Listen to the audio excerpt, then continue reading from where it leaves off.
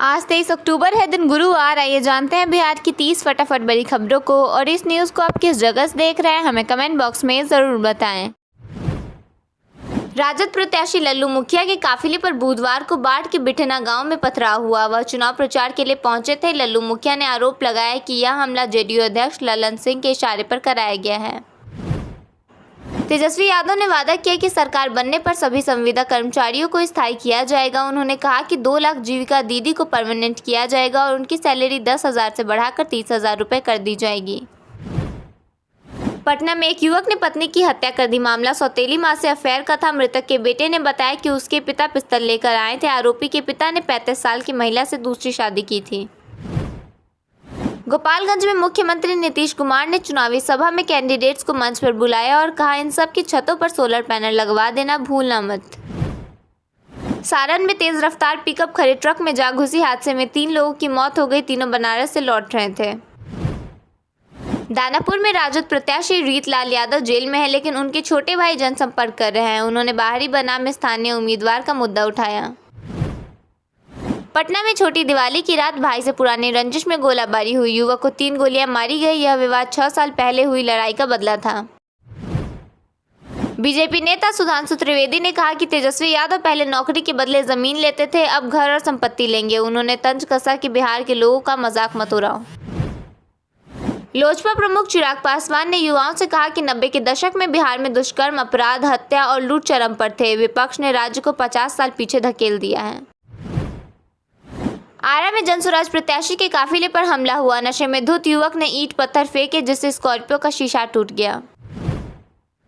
CBI ने लालू राबड़ी और तेजस्वी यादव के खिलाफ IRCTC होटल घोटाले में 12 गवाहों की तलाशी ली है। मामले का ट्रायल 27 अक्टूबर से शुरू होगा। बक्सर में सांसद सुधाकर सिंह ने कहा कि बिहार ऐसे हाथों में है जिनकी दिमागी हालत ठीक नहीं है। उन्होंने CM नीतीश कुमार और केंद्र सरकार दोनों पर निशाना साधा। औरंगाबाद में बकरी के विवाद में महिला की हत्या कर दी गई। मृतका के पिता ने आरोप लगाया कि बेटी के ससुराल वालों ने गला दबाकर मार डाला। नॉमिनेशन रद्द होने पर RJD उम्मीदवार श्वेता सुमन फूट फूट कर रो पड़ी। वे मूल रूप से यूपी की हैं, लेकिन दस्तावेज में बिहार का पता है। उन्होंने कहा कि बीजेपी डरी हुई है। बिहार के मौसम में फिलहाल कोई बदलाव नहीं होगा। मौसम विभाग के अनुसार नवंबर के दूसरे हफ्ते में ठंड की दस्तक मिलेगी। छठ पर्व के लिए मुंबई या आसपास से बिहार आने वाले लोगों के लिए रेलवे ने खुशखबरी दी है। यात्रियों को भीड़ से राहत देने के लिए रेलवे ने 3 दिनों में 77 ट्रेनें चलाने का निर्णय लिया है। यह फैसला ट्रेनों में यात्रियों की भारी भीड़ को ध्यान में रखते हुए रेलवे ने तत्काल लिया है। छठ पर्व की तैयारियों में प्रशासन जुटा हुआ है। गंगा घाटों पर सुरक्षा बढ़ाने के लिए हॉट एयर बैलून लगाए जाएंगे। गहरे पानी वाले क्षेत्रों को विशेष रूप से घेरा जाएगा ताकि श्रद्धालुओं को कोई खतरा न हो।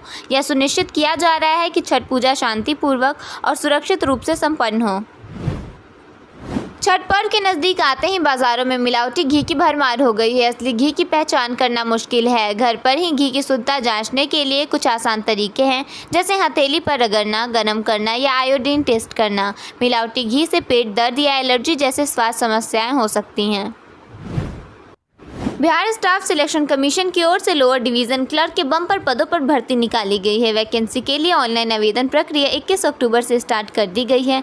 जो भी अभ्यर्थी इस भर्ती के लिए पात्रता पूरी करते हैं, वे ऑनलाइन माध्यम से BSSC की ऑफिशियल वेबसाइट www.onlinebssc.com पर जाकर या इस पेज से फॉर्म भर सकते हैं।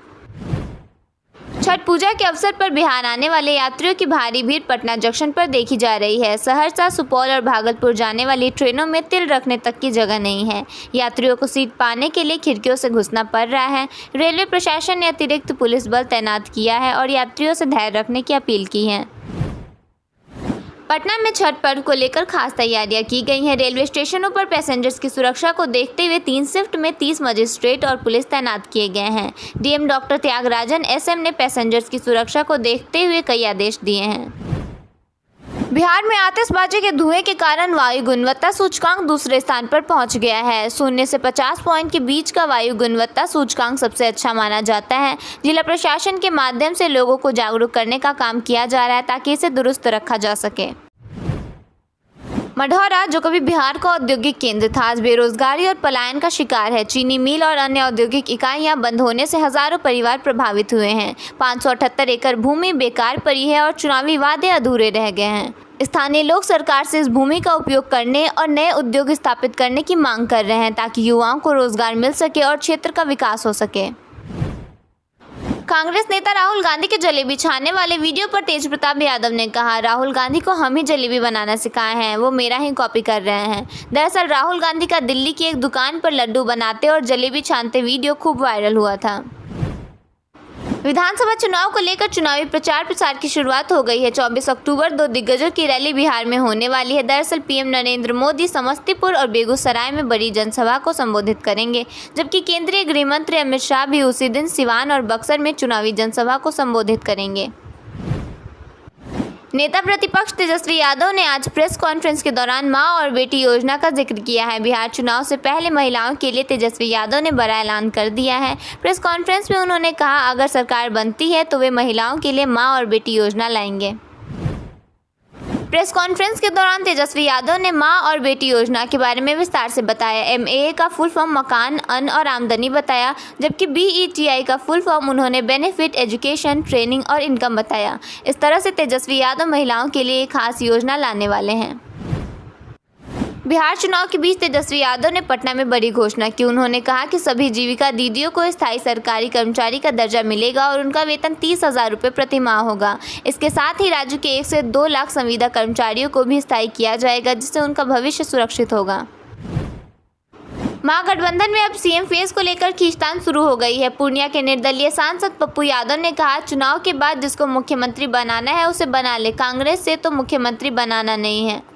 इधर पूर्णिया सांसद पप्पू यादव ने डिप्टी सीएम सम्राट चौधरी को अज्ञानी और नासमझ बताया है। पटना में पत्रकारों से बातचीत में उन्होंने कहा कि वे राहुल गांधी के आगे धूल बराबर भी नहीं है। बिहार विधानसभा चुनाव में नेता प्रतिपक्ष तेजस्वी यादव के 4 बड़े ऐलानों के बाद सियासी माहौल गर्मा गया है। बुधवार को तेजस्वी यादव ने चुनावी मंच से रोजगार और सामाजिक सुरक्षा को लेकर कई वादे किए, लेकिन एनडीए नेताओं ने तुरंत पलटवार करते हुए इन घोषणाओं को सपनों की राजनीति करार दिया। उन्होंने तेजस्वी के वादों को झूठ की झड़ी बताया। बिहार चुनाव 2025 की सरगर्मी के बीच नेता प्रतिपक्ष तेजस्वी यादव ने सरकार पर तीखा हमला बोला है। उन्होंने आरोप लगाया कि सरकार उनके संकल्प पत्र की नकल कर रही है और गरीब युवाओं के मुद्दों पर सिर्फ दिखावटी काम कर रही है। तेजस्वी ने विशेष तौर पर जीविका दीदियों के शोषण को सबसे बड़ा धोखा बताया है और कहा कि जो महिलाएं आत्मनिर्भर बिहार की रीढ़ बनी, आज उन्हीं को उनका हक नहीं मिल पा रहा।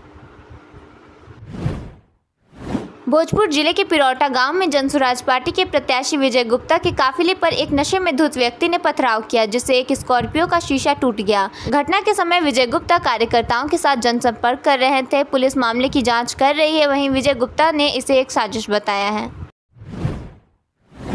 पटना में नशीली सुई बेचने वाला एक बड़ा गिरोह काम कर रहा है। एक सप्ताह के अंदर दूसरी बार गर्दनीबाग और कंकड़बाग इलाके से नशीली सुई बरामद की गई है। पटना सेंट्रल एसपी दीक्षा ने बताया कि गर्दनीबाग थाने को सूचना मिली कि धारीचक अनीशाबाद स्थित SS हॉस्पिटल के सामने स्थित एक मकान में अवैध नशीले इंजेक्शन का कारोबार चल रहा है। मकान में नशीली सुई स्टॉक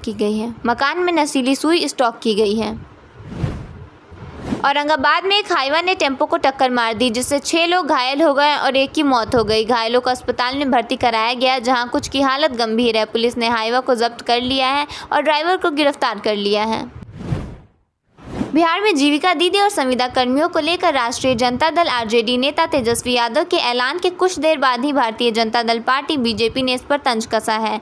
BJP नेता सुधांशु त्रिवेदी ने कहा, अगर पर्याप्त शिक्षा न हो तो नेता किस तरह की बात करता है, यह यहाँ समझ आता है। उन्होंने कहा, जहाँ तक वह महिलाओं की बात कर रहे हैं, लालू प्रसाद जी के शासनकाल में आजीविका तो छोड़िए, जान और सम्मान पर महिलाओं के जितने बड़े खतरे रहते थे, वह आज भी बिहार भूला नहीं है। RJD नेता पर तंज कसते हुए सुधांशु त्रिवेदी ने कहा, तेजस्वी यादव अब वह सारी बातें करना शुरू कर दी हैं जो न सिर्फ उनके दावों की विश्वसनीयता पर प्रश्न चिन्ह लगाती हैं, बल्कि ऐसा लगता है कि वह चुनावी प्रक्रिया का माहौल उड़ाती हैं। कुछ दिन पहले तेजस्वी यादव ने कहा था कि बिहार में वह हर परिवार के एक व्यक्ति को सरकारी नौकरी देंगे। नवादा के घसियाडी मोहल्ले में मंगलवार की मध्य रात अचानक एक मकान में आग लगने से अफरा तफरी मच गई। 3 किराएदारों के परिवार फंस गए, लेकिन एक किराएदार मिथिलेश राजवंशी ने वेंटिलेटर तोड़कर सभी की जान बचाई। आग में लाखों की संपत्ति जलकर खाक हो गई।